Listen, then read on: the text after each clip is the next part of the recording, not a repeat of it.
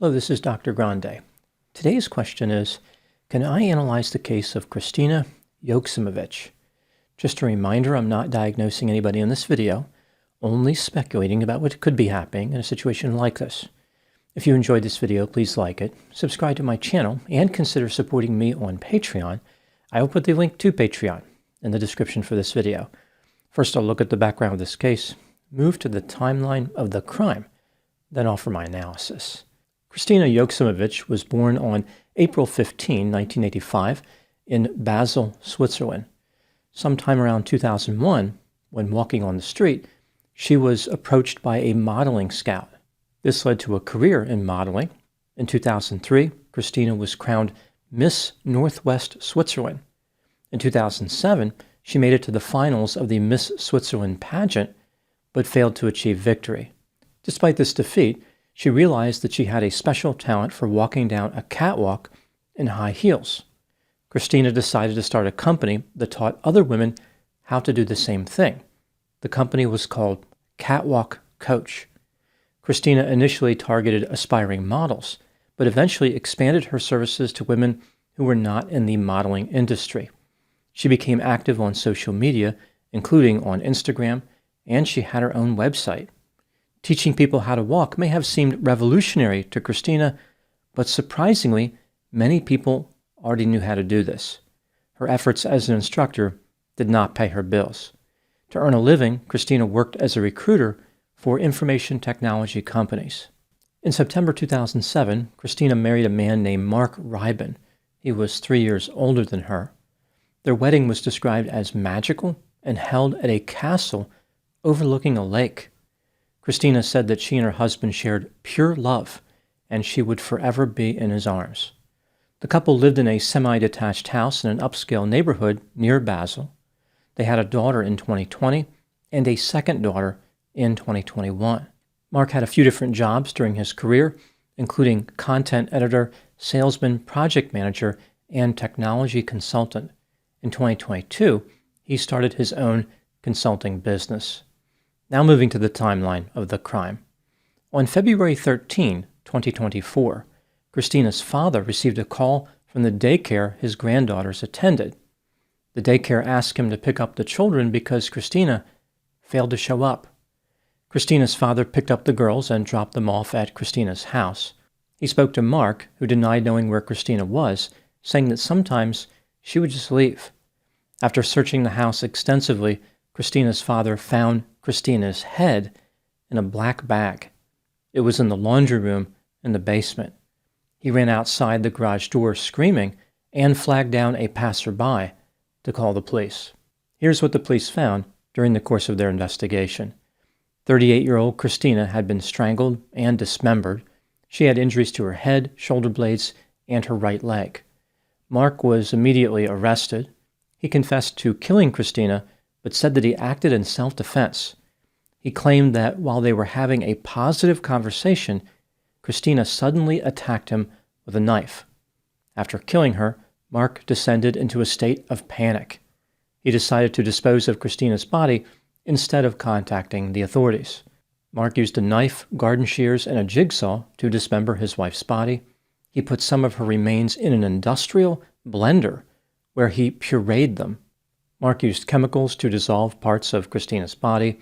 Most of his dismembering efforts were disorganized and haphazard, yet Mark carefully removed Kristina's uterus.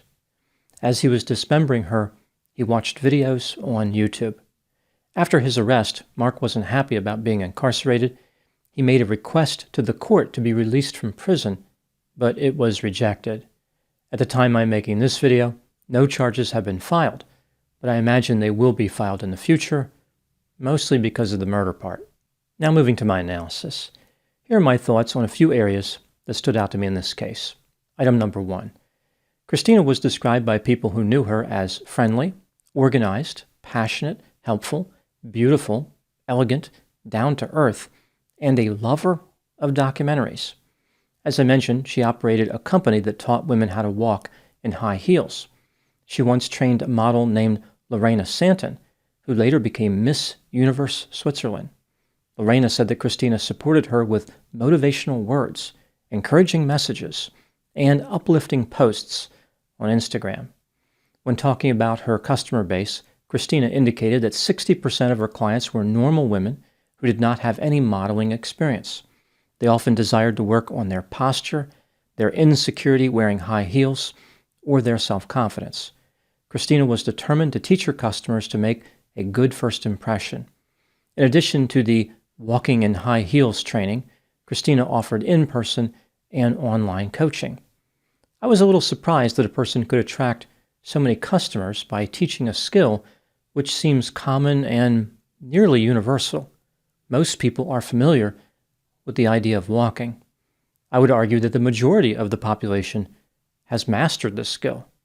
In one video that Kristina uploaded, she described her special technique for effectively walking down a catwalk. Her instructions started with breathing. This is always important because a person cannot survive without breathing, and if they're not alive, they can't walk. Kristina then said that a person should lift their foot and kick off the walk. This also appears to be pretty basic advice. Lifting feet is normally considered a critical part of walking.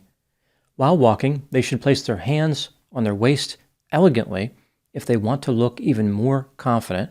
Swinging the hips when walking is recommended, as is using different facial expressions to impress the audience. Kristina appeared to have a number of satisfied customers. I guess this demonstrates how there will always be a small proportion of the population who seek out in-person instruction to complete relatively simple tasks. Item number 2, Kristina appeared to have a comfortable lifestyle and a lot to look forward to. She was a popular model, social media influencer, walking instructor, life coach, and lived in an upscale community with her family. Unfortunately, one area that was not ideal was Kristina's relationship with her husband, Mark. In July 2023, about 7 months before Kristina was killed, there was some type of domestic violence incident where Mark allegedly attempted to strangle her. A friend of Mark said that Mark was worried he was going to lose his house, his company, and his children. Perhaps Mark killed Kristina due to fears that she was going to reject him. Item number 3, a former love interest of Mark accused him of harming her. Allegedly, Mark perpetrated several offenses against her.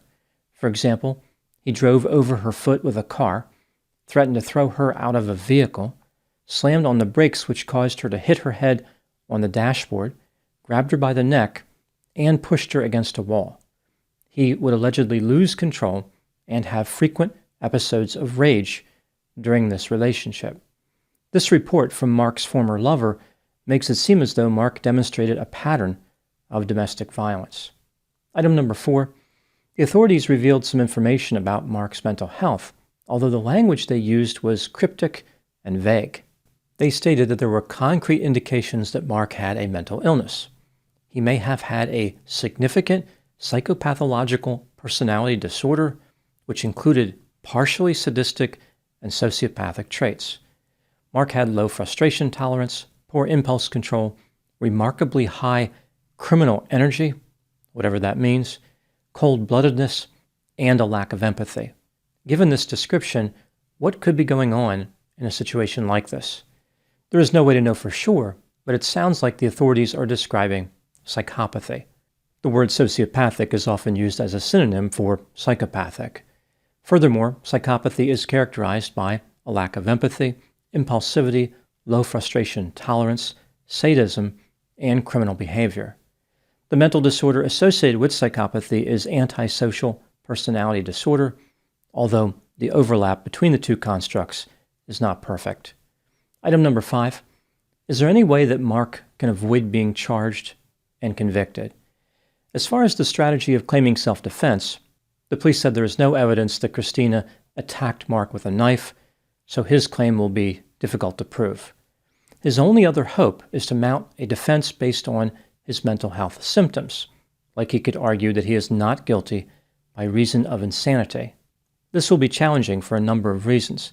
For example, Mark allegedly had a history of violence with a former partner. He demonstrated an increasing pattern of violence with Kristina, and he made extensive and grotesque efforts to dispose of his wife's body. It was particularly callous and sadistic, for him to create his twisted version of a blended family. In addition to all these problems, if Mark does have a personality disorder, it will be more difficult for him to demonstrate legal insanity than if he had something like schizophrenia or a major mood disorder. The good news for Mark is that the insanity defense is viewed differently in Switzerland than in a place like the United States.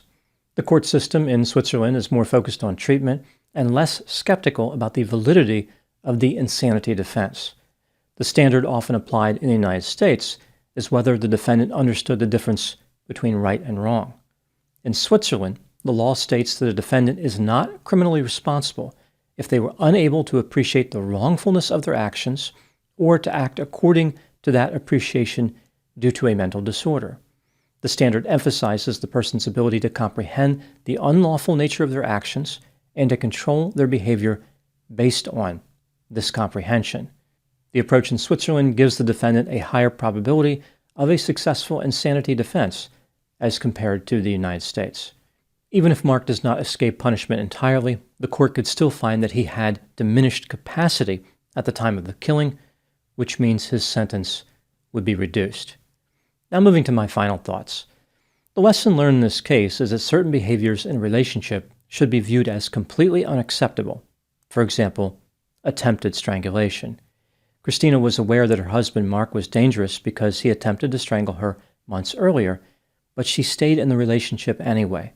Leaving would have caused a lot of stress and may not have been practical from her point of view.